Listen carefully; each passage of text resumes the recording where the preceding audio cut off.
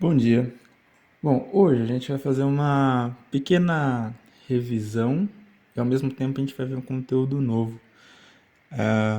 Para física, eu não falei ainda sobre gráficos de funções porque eu queria terminar de falar de funções em matemática, tá? E também terminar de falar sobre aplicações da lei de Newton. Então, hoje eu vou começar a falar um pouco sobre gráficos em física, tá bom? Bom, para isso a gente precisa fazer uma leve revisão, e aí eu vou fazer uma revisão mesmo, né? Sobre funções, mas eu vou começar com uma. Bom, então, primeiramente vamos falar de primeiro sobre função de primeiro grau. Então, rapidinho, só para a gente poder começar a falar sobre física, tá bom? Bom, função de primeiro grau, a gente viu que ela é do tipo quê? Ela é do tipo f de x é igual a ax mais b, tá?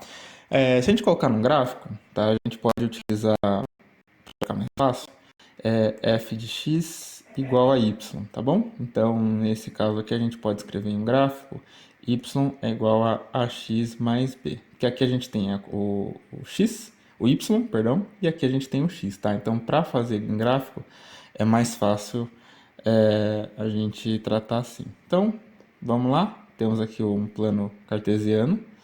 E aí, o plano cartesiano, como a gente está tratando de física, aliás, a gente está falando de plano XY só, foi o primeiro grau, então eu vou deixar aqui simples, só com eixos positivos, tá? Para ficar um pouquinho mais, um pouquinho melhor para a gente poder escrever. Bom, então tá aqui. Lembra, né? Nós temos uma reta nesse plano cartesiano e temos uma retinha e essa reta ela tem algumas propriedades, né? Então, vamos lá. Tem aqui a minha retinha, certo? Então, tem aqui minha retinha. Essa reta, o que ela tem? Ela tem, eu posso escolher quaisquer dois pontos dessa minha reta. Então, eu vou escolher aqui esse ponto, esse pontinho aqui. Eu vou escolher esse pontinho aqui, por exemplo, né? Bom, eu posso encontrar aqui esse ponto aqui, ele é um ponto, vou chamar esse ponto de baixo de ponto 1 e esse aqui de ponto 2. O ponto 1 tem coordenadas x1 e y1 e o ponto 2 tem coordenadas x2 e y2, tá?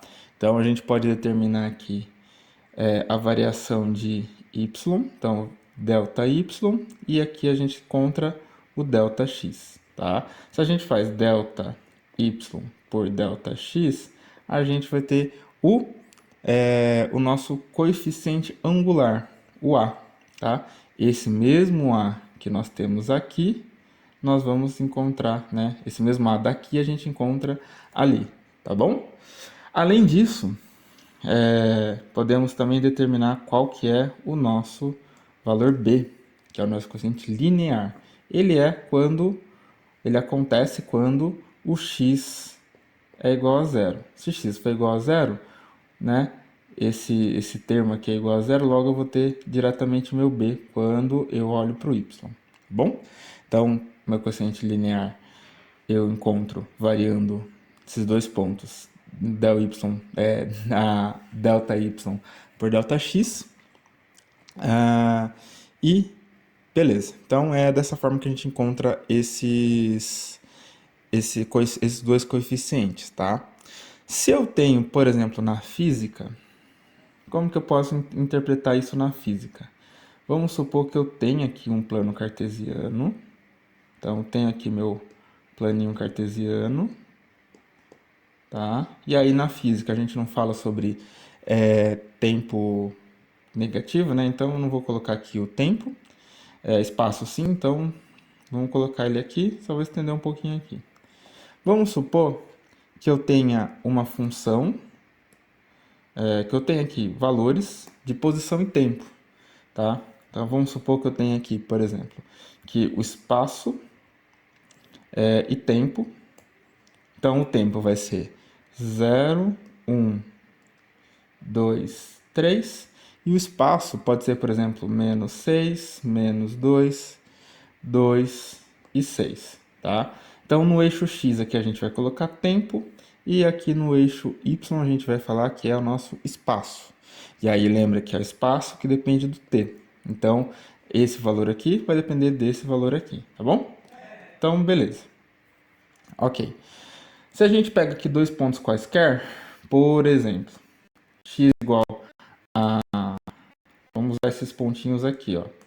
Que é o t igual a 1 e o s igual a menos 2, tá? Ao mesmo tempo, a gente vamos usar esse outro pontinho aqui, tá? Que é o 3 e 6.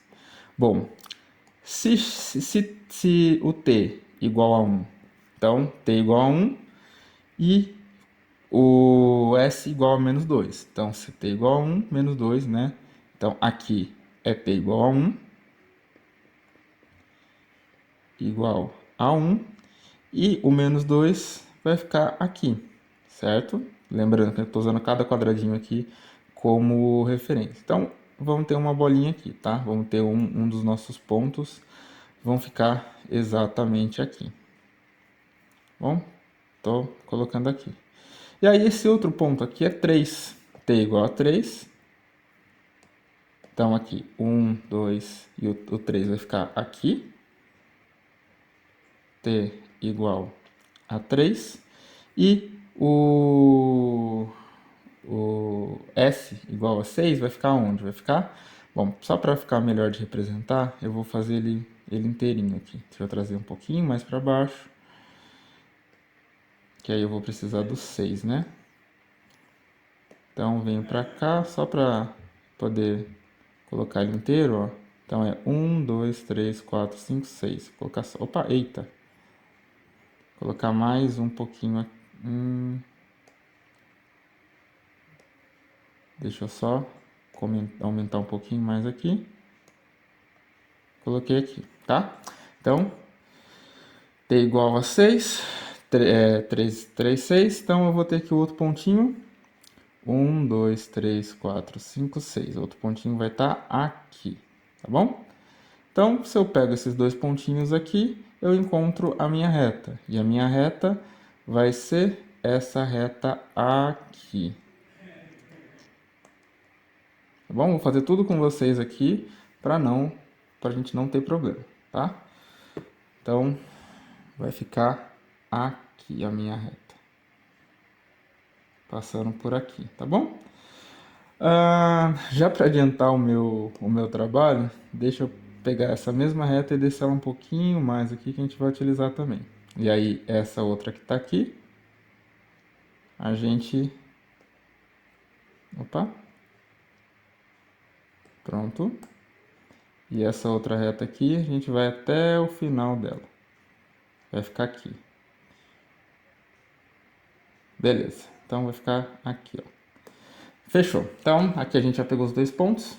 Bom, lembrando, para eu determinar o coeficiente linear do meu angular da minha função, eu pego a variação em x. A minha variação em x, em y, perdão, vai ser quanto? Vai ser essa variação aqui, certo?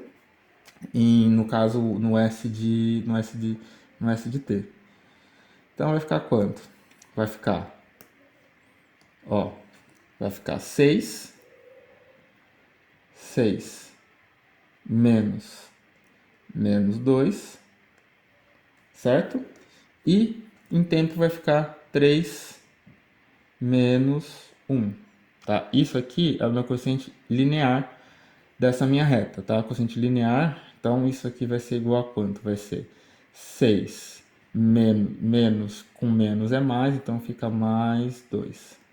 E aqui 3 menos 1 dá 2. Ou seja, essa continha aqui vai ficar igual a 6 mais 2 dá 8, dividido por 2 dá 4. Tá bom? Então fica 4. Mas 4 o quê? Quando a gente está falando sobre espaço e tempo, vocês vão lembrar lá da aula sobre o movimento retilíneo uniformemente variado, a gente tinha uma formulinha, onde eu te dava o tempo e você me dava o espaço percorrido, que era aquela formulinha do tipo S, ó, vou escrever aqui, S de t é igual a S0 mais VT. E aí, se a gente olha para essa formulinha que está aqui, né? Se a gente olha para essa formulinha que está aqui, e a gente olha para essa formulinha que está aqui, ambas são exatamente a mesma coisa. Logo, o meu coeficiente linear, né, vai ser o que está perto da minha variável. Nesse caso aqui era o x. Aqui é o v. Então, a nossa velocidade, isso aqui então na verdade é a minha velocidade. E aqui então a minha velocidade vai ser 4 metros por segundo. Quando eu prolongo, lembra que eu falei que eu prolongava aqui para saber aonde a minha reta corta o eixo, nesse caso aqui era o eixo y, né? Aqui vai ser o eixo S de t. Vai acontecer na unidade aqui, menos 6. Ou seja, o meu S0 é menos 6. S0 é igual a menos 6. Tá bom? Então a gente pode reescrever a nossa equação como sendo S de t é igual a S0, que é menos 6, mais 4t. Tá bom? Então esse aqui é o nosso gráfico. Essa equação aqui gerou esse gráfico aqui. Vou até colocar ele da mesma cor para vocês verem, tá bom? Mesma coisa que a gente faz com equação de primeiro grau, tá? Para determinar os coeficientes, tá bom? Tanto o linear quanto o angular, tá bom? A gente poderia fazer a mesma coisa. Bom, dito isso, isso aqui é um gráfico de espaço por tempo. Se eu penso nos casos no caso de velocidade constante, e um gráfico também, então vamos supor que eu tenho aqui um gráfico, que eu quero resolver um gráfico de uma função com velocidade constante, de espaço por tempo. Ó, vamos supor que eu tenho esse grafiquinho aqui, certo? Opa! Vamos supor que eu tenho aqui esse gráfico, né? Se eu vejo agora a velocidade, então eu tenho aqui o tempo e tenho a minha velocidade, tá bom? Velocidade em t. Bom, se a velocidade é constante, então a minha velocidade, quando eu represento isso num gráfico de velocidade por tempo, como é que vai ficar? Vai ficar uma constante, vai ficar assim, tá bom? Então vai ficar essa constante aqui que a gente consegue determinar, tá bom? A gente tem um gráfico de velocidade por tempo. Bom, se vocês lembram dessa equaçãozinha aqui de cima, se a gente multiplica a velocidade por tempo, a gente encontra espaço. Logo, se eu olho esse eixo aqui, que é velocidade, e esse eixo aqui, que é tempo, e eu sei que velocidade, por exemplo, é metros por segundo, e eu multiplico por segundo, eu tenho uma coisa igual em cima e embaixo, eu vou sobrar só metro. Logo, se eu tenho uma figura geométrica simples, por exemplo, essa figura aqui, que ela é um quadrado. Tá vendo? Eu tenho um quadradinho aqui que representa esse gráfico. Então, para eu determinar o espaço, o valor da variação do espaço, ou seja, o meu ΔS, é só multiplicar a velocidade por tempo. Como se eu fizesse aqui, né? Pego esse S0 e passo para o outro lado. Se eu passo para o outro lado, vai ficar S de t menos S0. V é igual a V vezes t. Só que S menos S0 é igual a ΔS. Tá? Então, se eu multiplico, se eu sei aqui, né, qual que é esse tipo de gráfico, eu calculo aqui qual que é a área desse gráfico.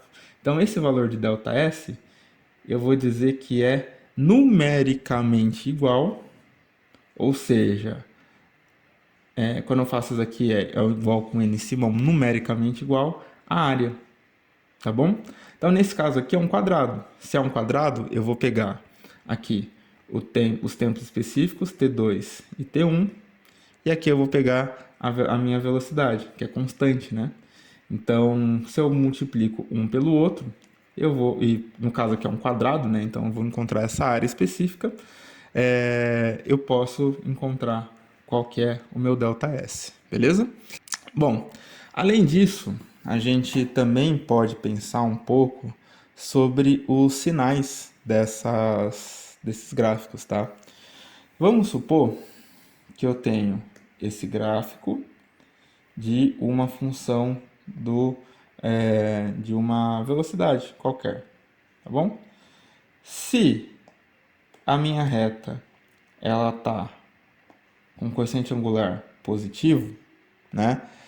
Que é o que, por exemplo? Vamos supor que eu tenha uma reta assim, coeficiente angular positivo, tá?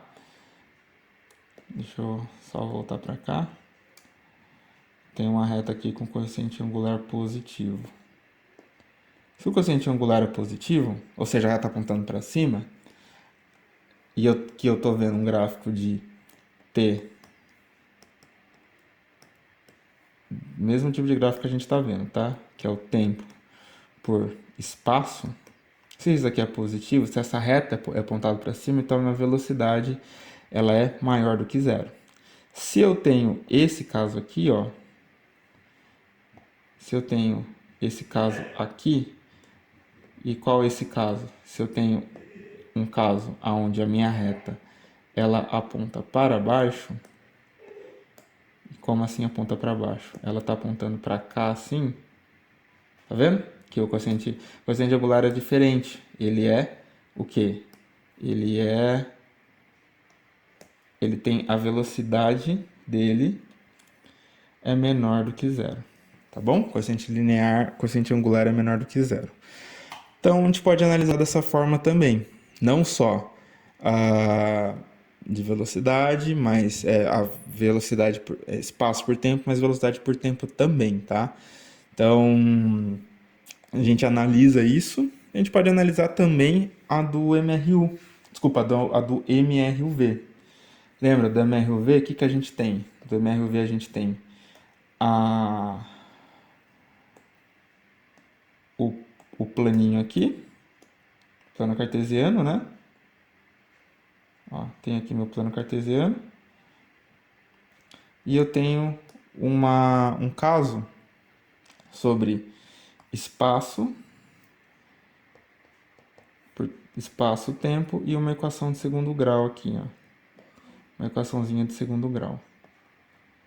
Essa equação de segundo grau, se vocês lembram bem, é o tipo de equação que a gente vê no MRUV, que é o quê?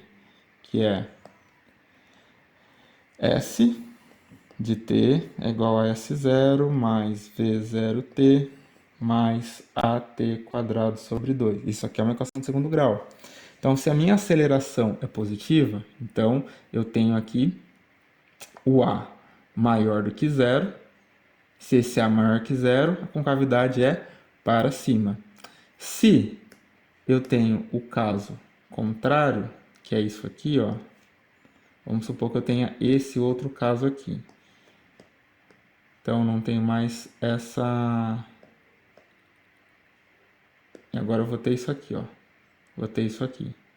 Nesse caso aqui, o meu A, ele é o quê? Esse A, ele é menor do que zero. Estou pensando num movimento já de parada, de freamento, tá? É dessa forma que a gente pode analisar também uma equação de segundo grau, tá bom? No caso, pro espaço, né? Espaço S de t. Tudo bem?